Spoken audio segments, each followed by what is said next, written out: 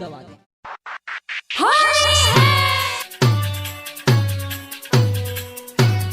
सोना recording studio भेल बच्चों।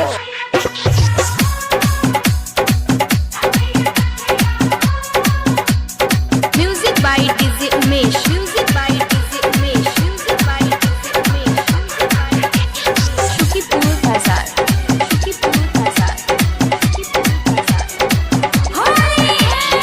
आई लगे होली सुना गे छौरी करे न बेसी बवाल करे दे छौरी गलिया खेला। आई लगे होली सुना गे छौरी करे न बेसी बवाल करे दे अपन गलिया खेला। बोले न तो बेसी बोली रंगे दे न अपन चोली लेके अइलो छियो टोली हो। लगे छौरी होली रंग दे अपन चोली। आई लगे होली सुना गे छौरी करे न बेसी बवाल करे दे अपन गलिया खेला।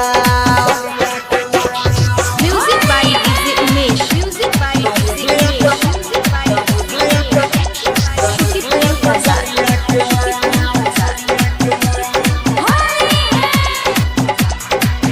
लगे यावे न दिल सकै न छौरी सुने न बात हमार। यादू पीछू हम खूबे लगैबो करबो पूरेला। लगे यावे न दिल सकै न छौरी सुने न बात हमार। आगू पीछू हम खूबे लगैबो करबो पूरेला। गइलो छियो तारी रंग डालबो बारी बारी मोर छै गे मोर पिचकारी हो।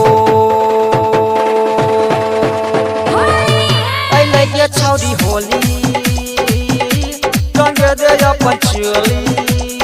आई लगे होली सुना गे छौरी करे न बेसी बवाल करे दे अपन गलिया खेला। Music by DJ Umesh, music by DJ Umesh, music by DJ Umesh, Shukipur Bazar, Shukipur बाजार।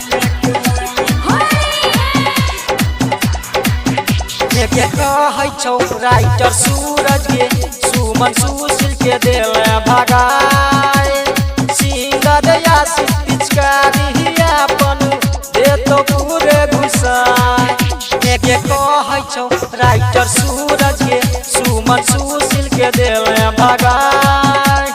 सिंगर यासिक पिचकारी अपन देतो पूरे घुसाए।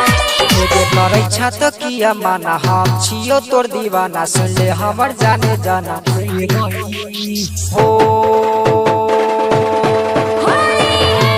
आई लगे छौरी होली रंग दे अपन चोली।